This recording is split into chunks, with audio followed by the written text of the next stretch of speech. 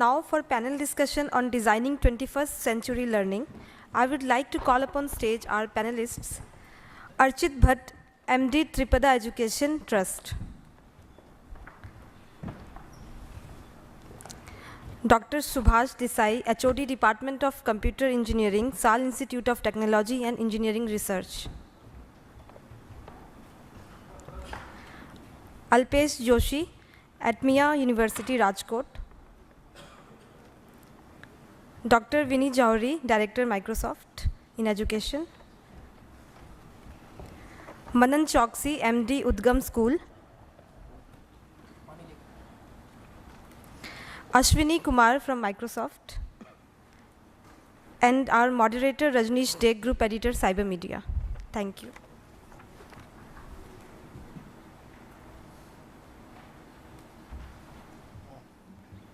Have we all of them? Okay. So what I'll do is first we have here Professor, all the professors from the educator side, and we have Dr. Vinny and Ashwini from Microsoft. So I'll first come to all four of them.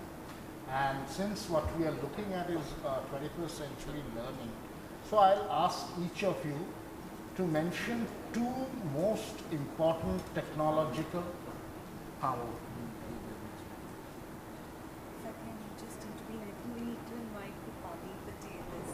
Sure. Yeah. Sure.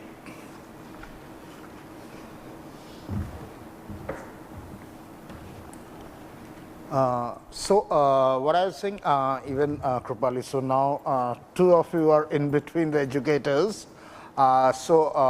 Maybe we'll start with you in terms of the two most technological innovations or the digitalization points that you feel in terms of 21st century learning are the most significant, maybe will be most significant in the next 12 to 18 months.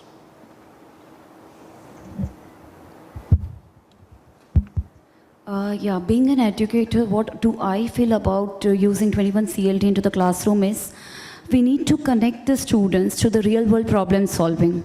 Because every now and then we are discussing about lots of problems prevailing into the society.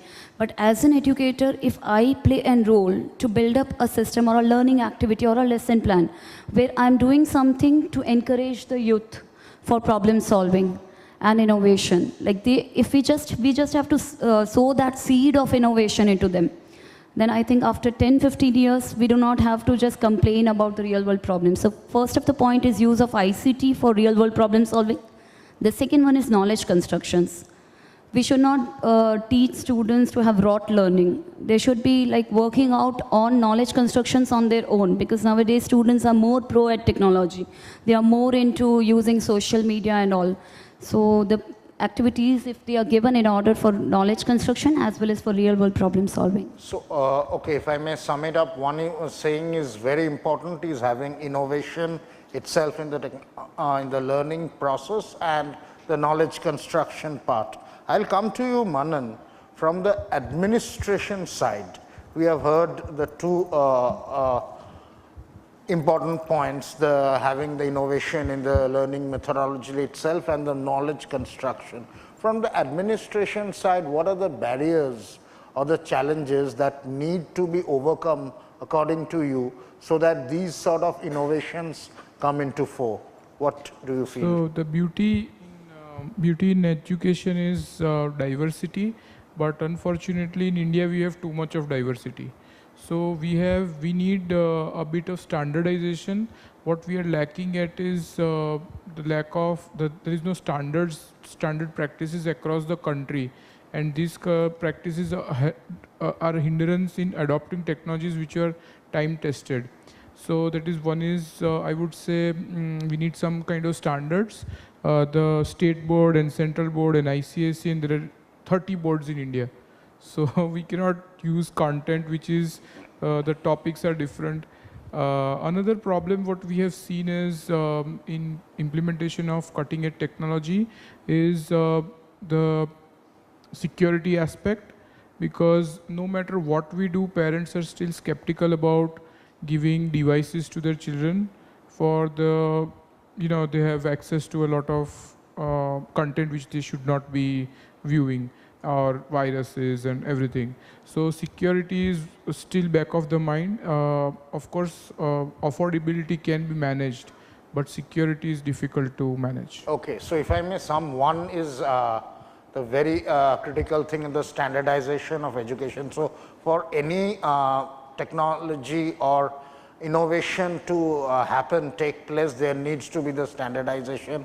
So obviously that's a critical. But the second point you mentioned is more a socio-cultural context, and it's sort of only awareness that can help. So next I'll come to Dr. Desai. You are coming from both the sides. You have a long experience in the industry and then in academia. Yes. So having sat on both sides of the fence, if I may say, one, now from your current position on the academia side, what would be the two key areas where you are seeing technology innovations? And from your previous industry experience, how would you map the two that it's becoming relevant? Okay, my observation says that students are not having interest in attending classes because either the teachers are not teaching them the right way, or they themselves do not want to study. So some kind of a innovation should be made. Like everybody, I think most of us are familiar with the country called Finland. In that Finland, it is a very small country, even less than the Gujarat. But what is their pattern of education system is very remarkable. Say, primary education will start only from the standard at the age of 8. Before that, they do not have anything to be studied. Secondly, they do not have the benches for the classroom.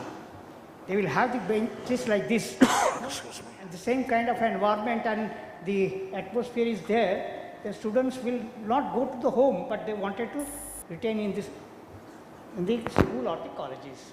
That's number one. Number two, people are only exam oriented. Lot of semester exams and then mid-semester exams and many exams. So the students are taking not much interest in learning the things, but they wanted to cram something so that they can pass out. Now, in that Finland, again, is a very good example. In that whole lifespan, they have just only 3 examinations. One is after the 5th standard, another is at the 9th standard, and the 12th standard. So that they do not have to worry about the exam part. So they are very free. And the flexibility of studying hours are also very small. Okay. Just 4 hours from morning 8 to 12. And I have seen the pictures of the students in that country that some of them are sleeping. So they don't bother, they don't tell them that just study and do it.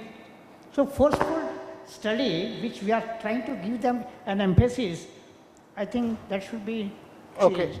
So the second point. But there is a caution.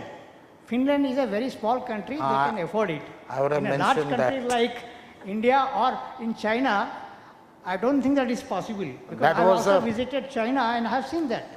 But some of the the positive aspects of them, that can be cultivated and that can be motivated.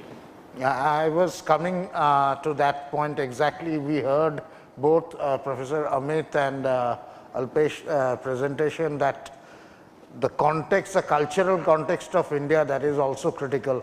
Finland have seen, there are miles and miles you don't see people.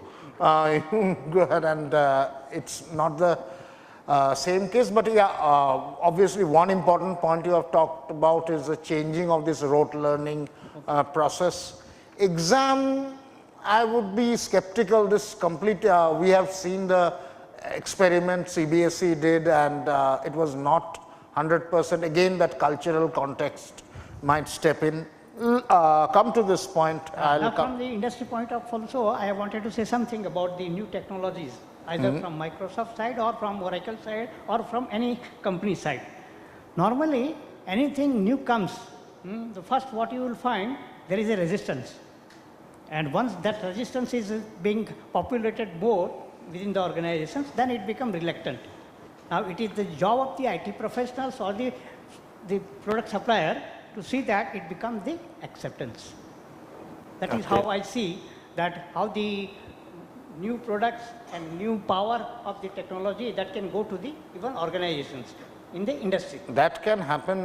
The two stakeholders that you mentioned from the academician side, professor side, it's more that acceptance to the culture and to sort of, I'll say, remodel himself or herself. So that, and from the supplier, the vendor side, the thing has to be, it should not be looked upon only as a marketing pitch or that being made, instead a more holistic kind of solution being supplied to the academics.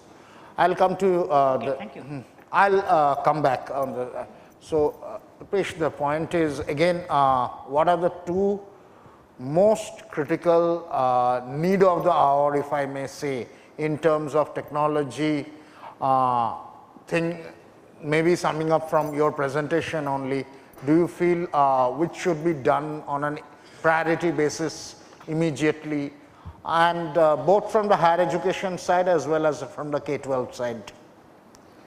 Yes, sir. What you said, two observations. Rather, it would be a blend of observation. The technology that I always look for is more of IoT and artificial intelligence. Yet, India is such a big country. Demographic dividend is a so-called word, but we are not able to reap the dividend of our demography. We have a lot of youth which is slightly or to a greater extent diverted from the core academics, and this digital education, as I said in my presentation, has still reached to only a few percentage. And when the initiative of Microsoft like this can helping us to understand the canvas that they have created and how we can bring this open source into our classroom so that maximum students or all the stakeholders can get benefit of. But at the same time, digital education has created a digital vacuum. I use the word digital vacuum in the students, in the kids, and in the parents too. So there must be a rational and a judicious use of the technology. At the same time, Professor Desai said about the industry. Industry has always one complaint: the students are not job ready. There is a huge gap between the content that we have been teaching and what the industry needs. So this gap is required to be merged, and in that context, industries must come. They all talk about, we'll come to your institute, we'll come to your school or your students, but they actually never come. They create a rosy picture, Professor Desai would agree, but at the same time, they don't turn up with the actualization. As Professor Desai has rightly said about the Finland, it's such a small country which is less than population is less than the population of Ahmadabad. So good to talk about Israel, so good to talk about Australia. Indian people are adding one Australia every year in the subscribers of the cell phone. But that's not a matter to take the credit of. Ultimately, the knowledge in Indian context, whatever scripture says is a sanskar. Gyan ka jalwa adbhut hai. But unfortunately, we have sidetracked this Gyan ka jalwa adbhut hai, and it has got a lot of other connotations which we must revamp by taking the use of digitalization and never forgetting our scriptures. Because a wonderful statement in Hindi is, सीखा हुआ सिखाने के काम आता है, समझा हुआ समझाने को काम आता है, जीना हुआ जीने के लिए मदद करने में काम आता है. This is how I would like to sum up the entire academics, which is more of a siksha sanskar than anything else. That's a nice summing up. In fact, Vinny, I had come to you in terms of both Professor Desai and Aish had mentioned about the responsibility of the vendor or the supplier in terms of just not looking at this as a marketing kind of relation, but how can you provide. So I'll first come to Archit and then come back to your points, the one or two main focus areas you feel. Because I have been into the field of education since almost 22 years. I've been working on a technology which India is still not heard about. That is TV white space, and Microsoft is the first one to implement in the Philippines, I think. The project, the project is called H2 or something, I think. What we miss up in India is two words, which actually we do have. One is innovation, second is entrepreneurship. Basically, if you see, this word is been used as jugaad in India. The word jugaad is used everywhere. Now, why do we need to, when we are different, when India is completely demographically, geographically, and culturally different, why do we want to talk about Finland? Why do we not talk about the Gurukul systems which we already had? Why are we not talking about the augmented realities which we used to talk during the times of Mahabharata and Ramayana? Why are we talking on those aspects of life which in coming even 50 years will not be, are we not hypocrites in this? We should be real. I mean, we're talking real. First, let